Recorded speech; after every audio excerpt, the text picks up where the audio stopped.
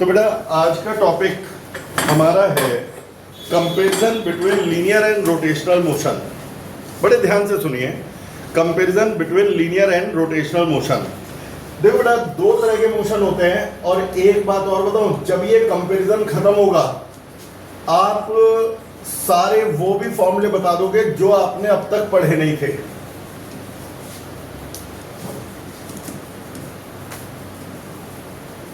अब जरा देखिए, दो तरह के मोशन है। स्क्रीन में देख लेना बेटा, कोई आउट हो व्यू से तो अभी तक इन्हें बेटा दो तरह के मोशन होते हैं। एक होता है स्ट्रेट लाइन, जिसे बोलते हैं लीनियर मोशन या ट्रांसलेशनल मोशन। एक होता है किसी पॉइंट के चारों तरफ घूमना, दैट इज रोटेशनल मोशन। इनमें सिमिलरिटी बहुत तगड़ी है। कैसे? इसके अंदर होता है डिस्प्लेसमेंट, जिसका सिंबल है एस। यहां होता है एंगुलर डिस्प्लेसमेंट और इसका सिंबल है थीटा। अब पहले जरा देखो क्या अंतर है इनमें। जब कोई बॉडी लीनियर मोशन में चलेगी तो समय के साथ साथ डिस्प्लेसमेंट बढ़ता जाएगा। यहां पर कम डिस्प्लेसमेंट, ज्यादा डिस्प्लेसमेंट और ज्यादा डिस्प्लेसमेंट और ज्यादा डिस्प्लेसमेंट। डिस्प्लेसमेंट रोटेशन में एंगल बदलता जाएगा। बॉडी घूमने लगी, अभी कम एंगल, फिर ज्यादा एंगल, फिर और ज्यादा एंगल, फिर और ज्यादा एंगल। तो इस एंगल को एंगल ना बोल के एंगुलर डिस्प्लेसमेंट बोलते हैं। तुम कहोगे सर एंगल और एंगुलर डिस्प्लेसमेंट में अंतर क्या है? एंगल होता है जब मोशन ना हो, जैसे मैं दो फिंगर रखूं, कोई मोशन नहीं है, रुकी हुई है। अब यहां पर 30 डिग्री जो है वो एंगल है, मोशन होगा तो डिस्प्लेसमेंट। अब मेरी फिंगर घूमती जा रही है, जिस समय वो यहां पहुंचेगी तो मैं कहूंगा angular displacement 30 degree, angular displacement 45 degree, angular displacement 90 degree, अब ये एंगुलर डिस्प्लेसमेंट है दोनों एंगल, लेकिन मोशन के अंदर एंगल ना बोल के एंगुलर डिस्प्लेसमेंट बोलते हैं। इसके बाद बेटा लीनियर मोशन में होती है वेलोसिटी, जिसका सिंबल है v। यहां होती है एंगुलर वेलोसिटी, एंगुलर वेलोसिटी, जिसका सिंबल है ओमेगा। अब ये वेलोसिटी और एंगुलर वेलोसिटी में क्या सिमिलरिटी है? जब कोई बॉडी धीरे धीरे चले तो हम कहते हैं मूविंग विद लेस वेलोसिटी, तेज चले तो मूविंग विद लार्ज वेलोसिटी, धीरे धीरे घूमे तो moving with less angular velocity, और तेजी से घूमे तो moving with large angular velocity. जो धीरे धीरे चले तो लेस वेलोसिटी या लेस एंगुलर वेलोसिटी, और तेजी से जाए लार्ज वेलोसिटी, धीरे धीरे घूमे और तेजी से घूमे। समझ गए? अच्छा, तो इसी तरह से होते हैं। और देखिए लीनियर मोशन में होता है एक्सेलरेशन, जिसका सिंबल है ए। सर्कुलर मोशन में उसकी जगह होता है एंगुलर एक्सेलरेशन। ध्यान से समझते चलना, क्योंकि ये अभी पूछने पड़ेंगे, उसके बगैर काम नहीं आएगा।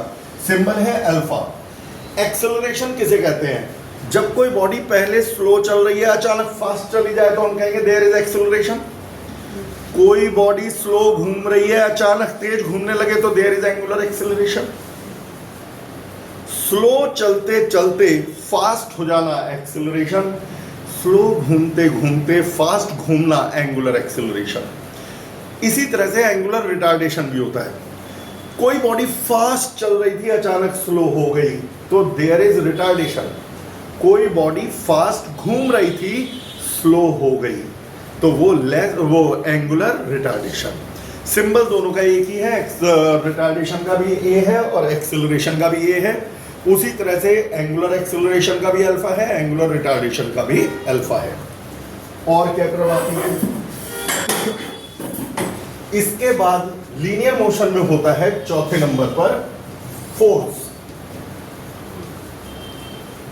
और रोटेशन में उसकी जगह होता है टॉर्क। तुमने सुना होगा इस गाड़ी का टॉर्क ज्यादा है, इस गाड़ी का टॉर्क कम है, वगैरह वगैरह। अब ये फोर्स और टॉर्क, इनमें क्या सिमिलरिटी है? Force and torque both are efforts. वो एफर्ट जो लीनियर मोशन को स्टार्ट या स्टॉप कर सके, बॉडी रुकी हुई है, मैंने एफर्ट करी, ये चल पड़ी, तो मैं कहूंगा आई हैव अप्लाइड फोर्स। बॉडी रुकी हुई है, मैंने एफर्ट करी और ये घूम गई, तो मैं कहूंगा आई हैव अप्लाइड टॉर्क। फोर्स नहीं, मैंने मेहनत करके इसे चला दिया, लीनियर मोशन करा दिया, तो I have applied some force. और मैंने मेहनत करके इसे घुमा दिया, तो I have applied some torque. Clear होने लग रहा है? तो बताओ बेटा, जो एफर्ट मोशन को अफेक्ट करे, लीनियर मोशन को अफेक्ट करे, वो फोर्स है या टॉर्क है? फोर्स। और जो रोटेशनल को, टॉर्क। इसी तरह से रोकने को, कोई बॉडी चल रही है, मैंने उसे रोक दिया, तो I have applied opposing force. और कोई बॉडी घूम रही है और मैंने उसे रोक दिया, आई हैव अप्लाइड अपोजिंग टॉर्क। तो टॉर्क और फोर्स सिमिलर चीजें हैं। फिर इसके बाद आता है बेटा पॉइंट नंबर 5। लीनियर मोशन में होता है मास, जिसका सिंबल है m। रोटेशन में होता है मोमेंट ऑफ इनर्शिया, जिसका सिंबल है I। अब मैं इसके बारे में बात करूंगा। देखो, लीनियर वाले तो सब आप जानते हो, लीनियर मोशन में है मास। जिसका मास कम उसको लीनियरली मूव कराना आसान, जिसका मास ज्यादा उसे लीनियरली मूव कराना मुश्किल। जैसे एक साइकिल है और एक ट्रक है, मैं कहूं लात मार के इसे चला दो, तो आप साइकिल को आसानी से चला दोगे क्योंकि वो कम मास है। कम मास की बॉडी को चलाना आसान होता है, कम मोमेंट ऑफ इनर्शिया वाले को घुमाना आसान होता है। यदि किसी बॉडी को, इस पेन को मैंने बड़ी आसानी से घुमा दिया, तो मैं कहूंगा it has less moment of inertia. इस चेयर को घुमाने में मुझे मेहनत ज्यादा करनी पड़ी, मैं कब कह रहा हूं नहीं मैं घुमा पाया, मेहनत ज्यादा करनी पड़ी, तो it has high moment of inertia. तो जिसको आप आसानी से मूव करा सके वो है लेस मास, जिसे आसानी से घुमा सके वो है लेस मोमेंट ऑफ इनर्शिया। अच्छा, कम मास वाले को चलाना भी आसान होता है, रोकना भी आसान होता है। जैसे एक साइकिल है, कम मास है, वो खड़ी भी है, मैं कहता हूं लात मार करके इसे चला दो तो आसान होगा। उसी तरह से एक चलती हुई साइकिल तुम्हारी तरफ आ रही है, मैं कहता हूं हाथ लगा के रोक दो, तुम आराम से रोक दोगे। कम मास को चलाना भी आसान है, रोकना भी आसान है। अब हाई मास को चलाना भी मुश्किल है और रोकना भी मुश्किल है। कैसे? जरा एक बात सुनो, एक ट्रक खड़ा हुआ है और मैं कहता हूं इसे हाथ मार के चला दो, तो तुम चला नहीं पाओगे, चलाना बहुत मुश्किल है क्योंकि वो हाई मास है। और चलते हुए को रोकना भी मुश्किल है। एक हाई मास चलता हुआ ट्रक चलता हुआ तुम्हारी तरफ आ रहा है, मैं आगे कह रहा हूं इसके आगे खड़े होकर रोक दो, रोक पाओगे? क्योंकि रोकना भी मुश्किल है। तो जिस तरह से कम मास वाली बॉडी को चलाना भी आसान है, रोकना भी आसान, कम मोमेंट ऑफ इनर्शिया वाली बॉडी को घुमाना भी आसान है और रोकना भी आसान। ज्यादा मास बॉडी वाली बॉडी को लीनियर मूव कराना भी मुश्किल है और मूव कर रही है तो रोकना भी मुश्किल है। उसी तरह से ज्यादा मोमेंट ऑफ इनर्शिया वाली बॉडी को घुमाना भी मुश्किल है और यदि वो घूम रही है तो रोकना भी मुश्किल है। तो ये है मोमेंट ऑफ इनर्शिया। क्या है फॉर्मूला, क्या वो, ये पूरा लेक्चर होगा कल। मोमेंट ऑफ इनर्शिया का भी फॉर्मूला होता है।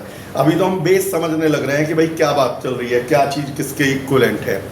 लीनियर मोशन में जैसे होता है मोमेंटम P, यहां उसकी जगह होता है एंगुलर मोमेंटम। एंगुलर मोमेंटम कुछ बुक्स में L है, कुछ बुक्स में A है। आपकी 11th की अधिकतर बुक्स में L है तो मैं L बोलूंगा, कुछ बुक्स में A है तो एक आध न्यूमेरिकल में A लिखा आ सकता है, सिंबल गलत नहीं है वो। इसके अलावा लीनियर मोशन में इनिशियल वेलोसिटी होता है omega naught, sorry U। Initial velocity को हमेशा आप U से रिप्रेजेंट करते हो। इसी तरह से इनिशियल एंगुलर वेलोसिटी, जब मोशन शुरू हुआ उस समय की angular velocity, initial angular velocity का सिंबल है ओमेगा नॉट। तो ये मैंने आपको बता दिया भाई, ये 7 चीजें एक आध जगह खाली छोड़ दी कि कोई और याद आ गया कि भाई लीनियर रोटेशन में ये सिमिलरिटी है तो बता दूंगा, फिर मैं इनके फॉर्मूले बनाने सिखाऊंगा। अब 2 मिनट में रिकॉर्डिंग रोक करके यहीं पर आपको याद करवाऊंगा, देख करके आप बताएंगे, 5 मिनट लगेंगे हार्डली, तभी आगे बढ़ पाएगी कहानी। अच्छा, आप लोग जो मोबाइल पे पढ़ रहे हो, आज एब्सेंट हो, वो बेटा इसे वीडियो यहीं पे पॉज करके और इसे 3-4 बार रिवाइज करो, लर्न करो किसकी जगह क्या है, किसकी जगह क्या है। ठीक है बेटा। तो बेटा अब आगे बढ़ने से पहले एक बार सारे फटाफट बताएंगे बेटा। यू के प्लेस पर वी के प्लेस पर ओमेगा, ए के प्लेस पर एफ के प्लेस पर एम के प्लेस पर पी के प्लेस पर। तो आप लोग भी भाई ये तो लर्न कर चुके हैं, आप लोग भी पहले लर्न करो, उसके बाद ये वीडियो देखना। अभी भी नहीं याद किया तो आप दोबारा से पहले रोक दो, याद करो। अब देखो बेटा, लीनियर में फॉर्मूले आपको पता है, रोटेशनल के फॉर्मूले आपको रटने नहीं है, आपको बनाने सिखा दूंगा। जैसे मैं अभी आपसे कहूँ रोटेशनल काइनेटिक एनर्जी का फॉर्मूला बताओ, कोई बॉडी घूम रही है तो उसमें कितनी काइनेटिक एनर्जी है, तो आप ये नहीं कहेंगे सर अभी पढ़ा नहीं। एंगुलर मोमेंटम का फॉर्मूला बताओ, टॉर्क का फॉर्मूला बताओ, कोई ये नहीं कहेगा नहीं पढ़ा। मैं फॉर्मूले बताऊंगा, 80% फॉर्मूले लीनियर मोशन कैसे हैं।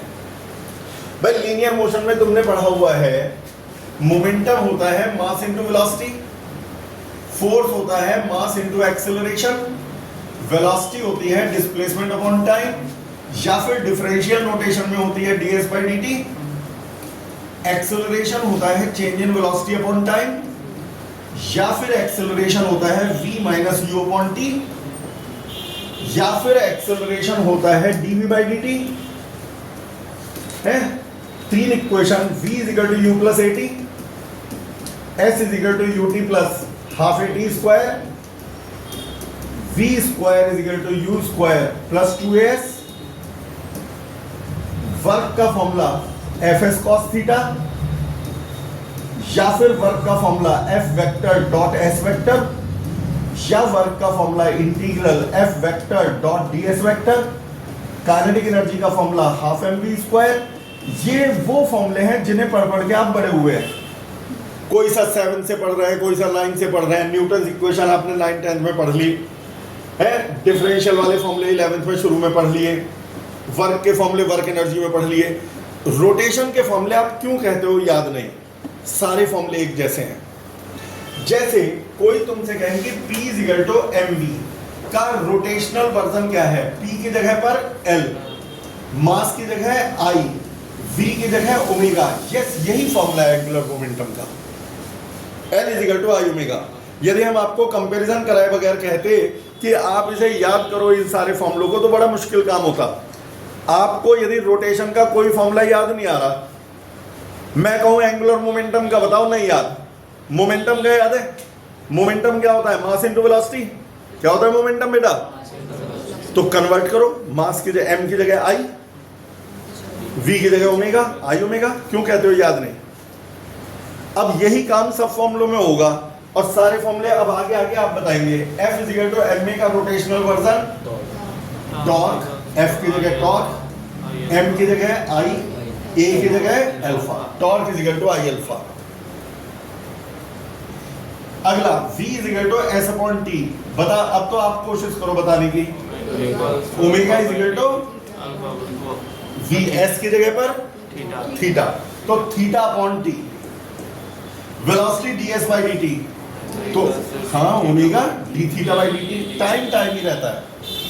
अच्छा, a is equal to delta v upon t। a की जगह पर डेल्टा v की जगह चेंज इन एंगुलर वेलोसिटी, और टाइम t रहता है। लीनियर में भी टाइम है और रोटेशन में भी टाइम है। इस फॉर्मूले को कन्वर्ट करेंगे और बोलेंगे, मैं बता पहले पूछता हूं सामने, a की जगह पर u के प्लेस पर v के प्लेस पर। अब यदि बेटा ये पता है, अब जो आज एब्सेंट हो गए, यदि उन्होंने रिकॉर्डिंग भी नहीं देखी तो कल बैंड बज जाएगा, क्योंकि अब इन फॉर्मूलों का यूज होगा और उन्हें मालूम नहीं, तो भैया देख करके आना। अब a की जगह अल्फा, v की जगह ओमेगा, u की जगह ओमेगा नॉट और t की जगह t। तो अल्फा का फॉर्मूला है omega minus omega naught upon t। इसके बाद बेटा और फॉर्मूलों के कन्वर्जन चल रहे हैं। a की जगह पर अल्फा, dv की जगह d ओमेगा, dv की जगह d ओमेगा अपॉन dt।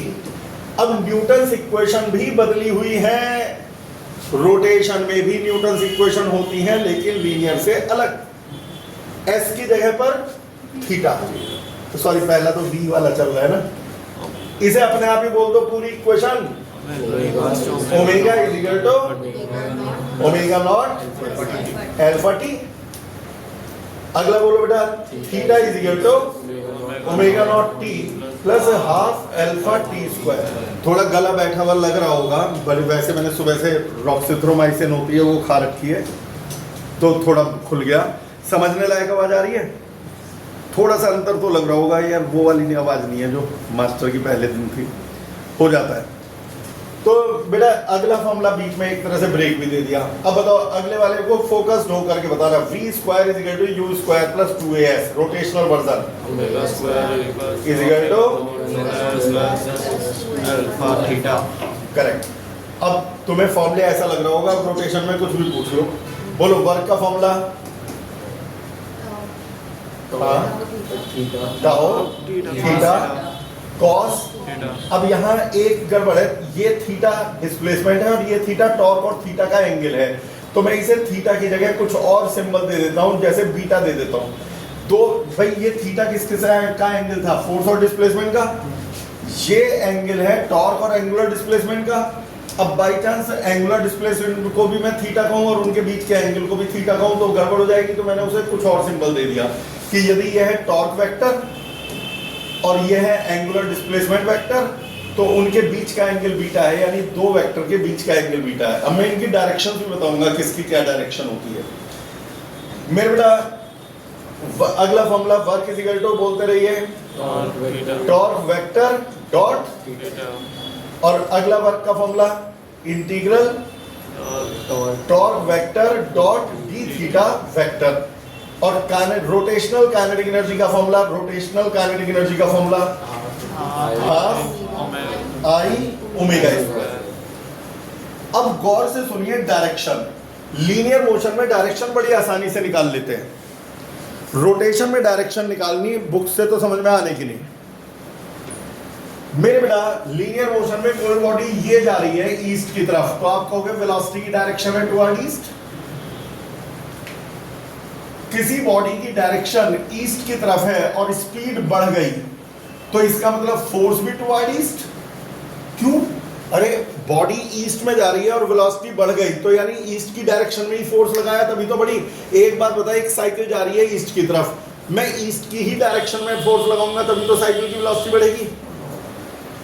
सोच के देखो, यदि कोई साइकिल ईस्ट की तरफ जा रही है और मैं वेस्ट की तरफ फोर्स लगाऊं तो वेलोसिटी बढ़ेगी कम होगी? यानी बेटा यदि वेलोसिटी राइज हो जाए तो फोर्स की डायरेक्शन और वेलोसिटी की डायरेक्शन एक ही होती है, और जो फोर्स की डायरेक्शन है वही एक्सेलरेशन की डायरेक्शन है। कैसे भाई? तुम जानते हो F vector is equal to ma vector, इसमें मास तो स्केलर है, तो फिर ऐसे में यदि फोर्स की जो डायरेक्शन होगी एक्सेलरेशन की भी वही डायरेक्शन होगी।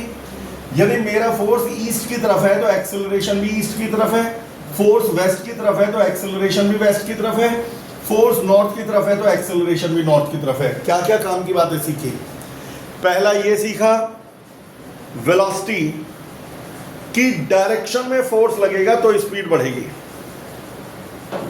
यानी स्पीड बढ़ना इस बात की गारंटी है कि वेलोसिटी की डायरेक्शन ही फोर्स की डायरेक्शन है। और स्पीड का कम होना, यानी बेटा स्पीड पहले ज्यादा थी फिर कम हुई और कम हुई, तो इसका मतलब वेलोसिटी के अपोजिट डायरेक्शन में फोर्स है। इफ स्पीड इज इंक्रीजिंग तो इसका मतलब force is in direction of velocity. At least force का कोई कंपोनेंट तो है वेलोसिटी की डायरेक्शन में। मान लो सारा फोर्स नहीं है वेलोसिटी की डायरेक्शन में, तो फोर्स का कंपोनेंट है वेलोसिटी की डायरेक्शन में जो स्पीड बढ़ा रहा है। दूसरा point, if velocity is decreasing, खुद बोल दो अब मैं क्या कहना चाह रहा हूं। वेलोसिटी कम हो रही है तो फोर्स की डायरेक्शन बताओ, वेलोसिटी की डायरेक्शन में या opposite? Force is in opposite direction of velocity. और लास्ट बात क्या सीखी तुमने? Force and acceleration. यहां पर फोर्स का मतलब नेट फोर्स से है, रिजल्ट, मान लो कई फोर्स लग रहे हैं तो उनका रिजल्टेंट, तो force and acceleration are in same direction. ये जो अभी बात चली ये सारी लीनियर की थी। लीनियर पे एक बार सुन लूंगा तो फिर रोटेशनल पे आप बता दोगे। लीनियर में यदि वेलोसिटी की डायरेक्शन और फोर्स की डायरेक्शन एक ही हो तो स्पीड, वेलोसिटी की डायरेक्शन और फोर्स की डायरेक्शन अपोजिट हो तो स्पीड, और वेलोसिटी और फोर्स और एक्सेलरेशन हमेशा एक ही डायरेक्शन में होते हैं। अब सुनिए आगे, बहुत जरूरी बात, जब भी कोई बॉडी रोटेट कर रही है तो एंगुलर वेलोसिटी की क्या डायरेक्शन होनी चाहिए? जब वेलोसिटी की डायरेक्शन है तो एंगुलर वेलोसिटी की भी तो कोई डायरेक्शन होनी चाहिए। हमारे साइंटिस्ट ने डिफाइन कर रखी है एंगुलर वेलोसिटी की डायरेक्शन। यदि मैं कहूं इस समय बॉडी घूम रही है, बताओ एंगुलर वेलोसिटी की क्या डायरेक्शन है? कोई बच्चा कहने लगे जी क्लॉकवाइज। अरे क्लॉकवाइज कोई एक फिक्स डायरेक्शन तो नहीं हुई। क्लॉकवाइज का मतलब कभी यहां कभी यहां कभी यहां कभी यहां। क्लॉकवाइज का मतलब तो डायरेक्शन बदल रही है। तो बताओ एक बॉडी पहले यहां है, फिर इस डायरेक्शन में है, फिर इस डायरेक्शन में है, फिर इस डायरेक्शन में है, तो ये सब मिलके क्लॉकवाइज है। लेकिन हमारे साइंटिस्ट चाहते थे इसकी एक फिक्स डायरेक्शन होनी चाहिए, तो उन्होंने एक रूल बनाया। अब ये रूल सुन लेना, लास्ट पॉइंट चल रहे हैं अब आके 5-7 मिनट 10 मिनट जो भी लगेंगे। रूल बनाया जिसे बोलते हैं राइट हैंड ग्रिप रूल। अपने राइट हैंड, सुनो, अपने पहले ही सारे हाथ खोल के बैठ गए, पहले मेरी सुन लो फिर करना। राइट हैंड ग्रिप रूल कहता है अपनी उंगलियों को रोटेशन की डायरेक्शन में घुमाया जाए, तो ऐसे में थंब नहीं हिलता। तुम यदि इस थंब को ध्यान दो, फिंगर्स रोटेट कर रही हैं, थंब तो अपनी डायरेक्शन में है, यही थंब एंगुलर वेलोसिटी की डायरेक्शन है। जैसे इस समय मेरी उंगलियों को देखो, राइट हैंड की, लेफ्ट हैंड लगाते ही गलत, राइट हैंड की फिंगर्स इस समय घूम रही हैं, लेकिन क्या थंब भी घूम रहा है? थंब किधर है, आउटवर्ड या इनवर्ड? बोर्ड से बाहर निकल रहा है। रजिस्टर पे बनाओगे तो रजिस्टर से ऊपर निकलेगा। तो ये जो ओमेगा है, एंगुलर वेलोसिटी है, वो आउटवर्ड है। अब बोर्ड पे मैं आउटवर्ड कैसे बनाऊं? या तो फेविकॉल से इस पेन को चिपका दूं कि ये है ओमेगा, और नहीं तो भैया मैं इधर को बना रहा हूं, बस लिख देता हूं कि आउटवर्ड है ओमेगा वेक्टर। ये है ओमेगा वेक्टर की डायरेक्शन।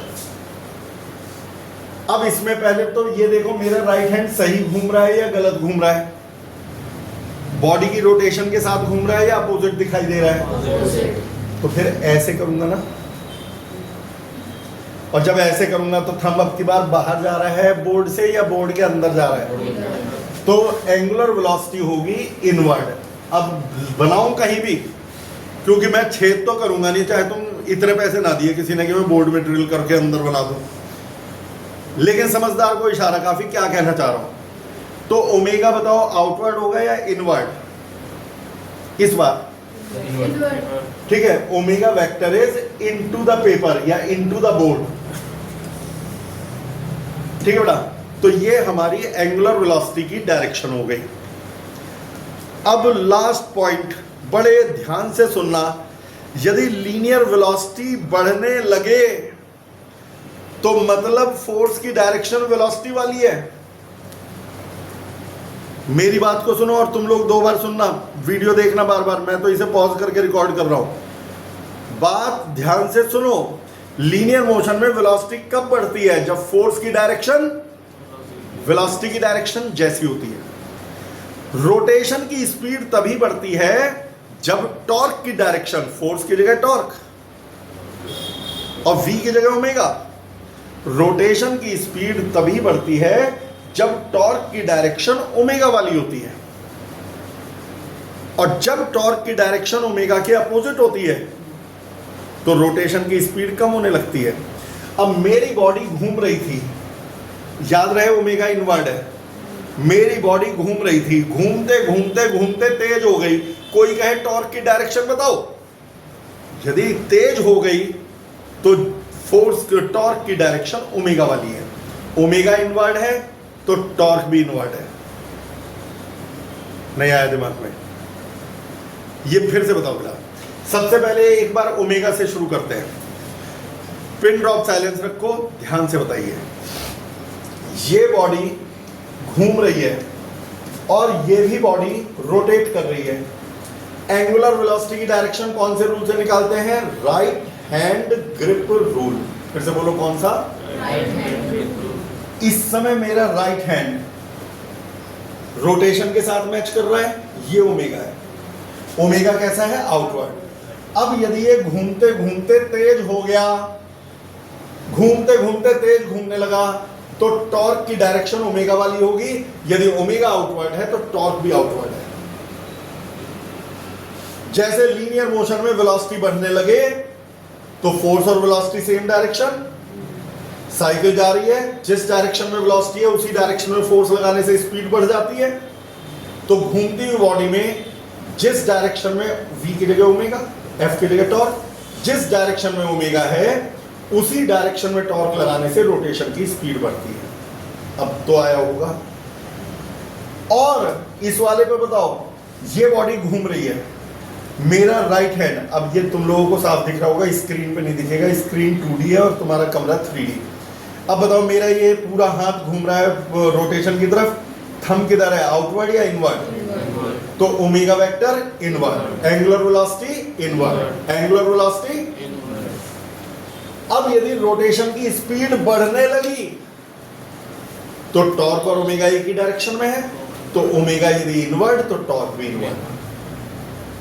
और यदि कम होने लगे तो अपोजिट। मतलब ये हुआ कि इस वाले को, अब देख मैं कोशिश ये कर रहा हूं कि आज ये पक्का होके जाए, कल इससे आगे बढ़ा जाए, तभी मैं 2-2, 3-3 बार समझा रहा हूं। एक बार बस इसका कम होने का करते हैं बात, तो आप लोग बताओगे। इस वाली फिगर को देखो, दैट्स ऑल। बताओ, रोटेशन की स्पीड से मेरे फिंगर मैच हो रही है? यस। थंब किसकी डायरेक्शन दिखाता है? Omega, outward. लेकिन वो किसकी डायरेक्शन है? Omega, angular velocity. तो बोलो, एंगुलर वेलोसिटी इज। अब यदि रोटेशन की स्पीड बढ़ने लगे तो टॉर्क और ओमेगा एक ही डायरेक्शन में, तो टॉर्क भी। और यदि घूमने की स्पीड कम होने लगे तो टॉर्क और ओमेगा अपोजिट डायरेक्शन में। तो यदि ओमेगा आउटवर्ड है तो टॉर्क इनवर्ड। इस वाले में रोटेशन की स्पीड इस तरह से है, मेरी फिंगर रोटेशन से मैच हो गई तो omega is inward, omega is. और यदि रोटेशन की स्पीड धीरे धीरे बढ़ने लगे तो टॉर्क, रोटेशन की स्पीड बढ़ने लगे तो टॉर्क और ओमेगा एक ही डायरेक्शन में, ओमेगा इनवर्ड है तो टॉर्क भी इनवर्ड। आई थिंक अच्छी तरह से आज क्या होगा। और बाकी रिकॉर्डिंग तो कर ही दी, दोबारा देख लेना यदि किसी को रिवाइज करना हो, फिर भी ना